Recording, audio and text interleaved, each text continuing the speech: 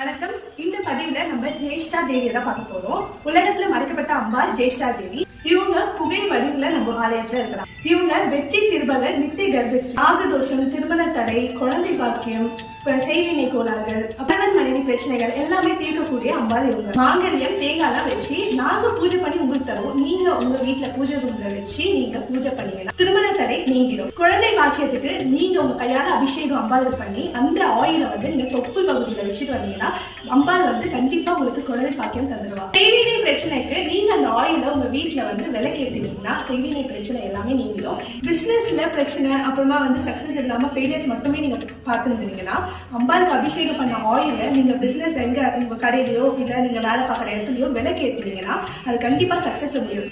வெற்றி தரக்கூடிய அம்பாள் தான் இவங்க ஜெயஷ்டா தேவி. அதனால வெற்றி மட்டுமே தருவாங்க. நம்ம ஆலயத்துக்கு அம்பாள் தரிசனம் பெற்று எல்லா பிரச்சனையும் நீங்கி சந்தோஷத்தை மட்டுமே அழிட்டு போங்க.